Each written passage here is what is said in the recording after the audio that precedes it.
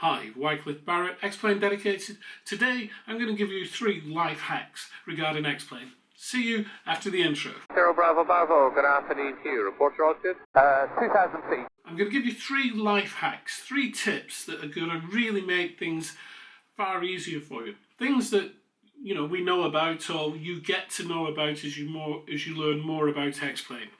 All over the internet, Facebook groups, forums, I always see this thing about, I'm going to reinstall Xplane, it's not working. You do not ever need to reinstall Xplane. If it breaks, something won't work, you've lost your sounds, or a file has got corrupted, it won't start or whatever, you do not need to reinstall Xplane. What you need to do is repair it. But there isn't a button anywhere that says repair. What you need is you need to download from xplane.com an installer, the Xplane installer, which is a silver button. It actually produces a silver icon on your desktop as opposed to the blue icon, okay? You can download it for Linux, Mac and Windows. It's the same executable, okay? Once you get it, you put it on your desktop, okay? And if something goes wrong with your Xplanes, the clouds all go weird, or the sky goes weird, or whatever, instead of reinstalling it, all you have to do is click on that icon and click on the button that will say Update Xplane, okay? What happens then is that the Laminar servers look at your Xplane installation, will find things wrong, and then will download all of the files that are required to put Xplane back to how it was before, okay?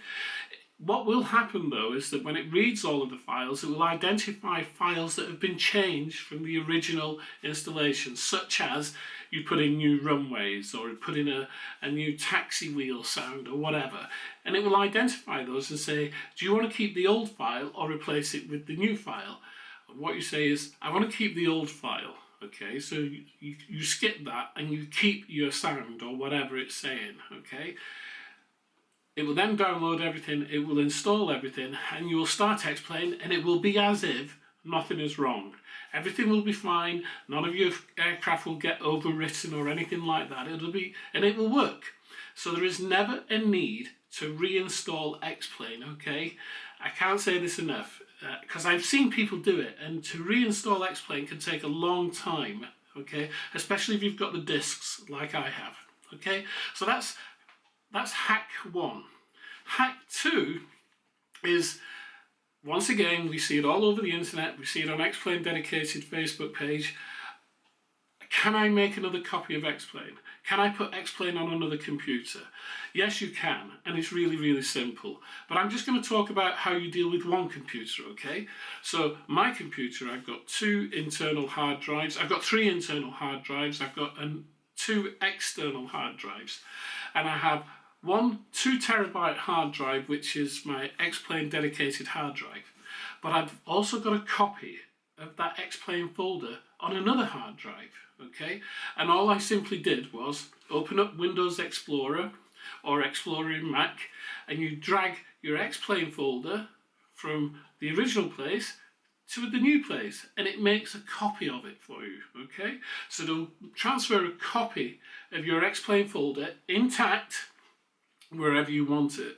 So you don't have to reinstall it, you don't have to install a new copy, you just create a copy and drag it across. Plain and simple.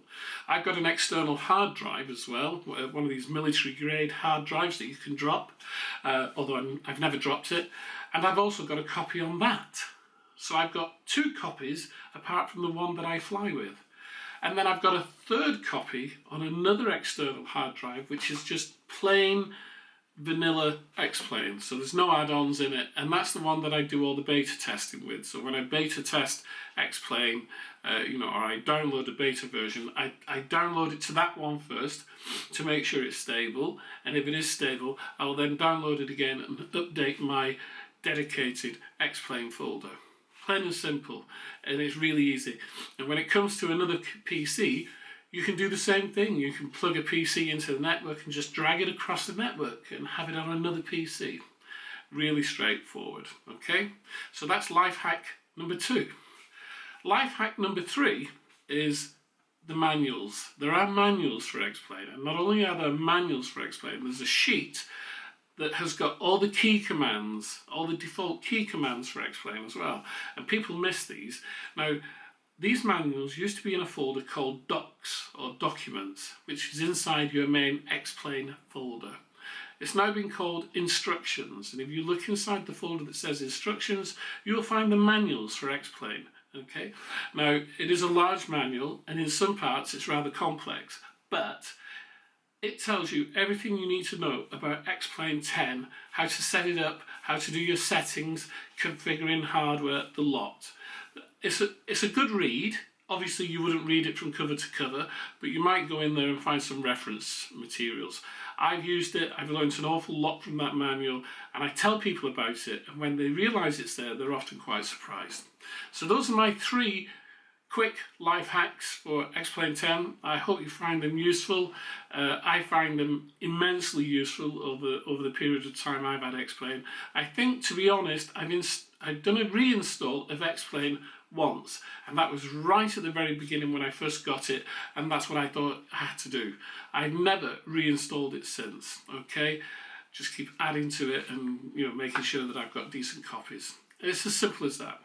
As always, my name's Wycliffe Barrett, this is Xplane Dedicated, and we'll see you soon. Cheerio. Yeah.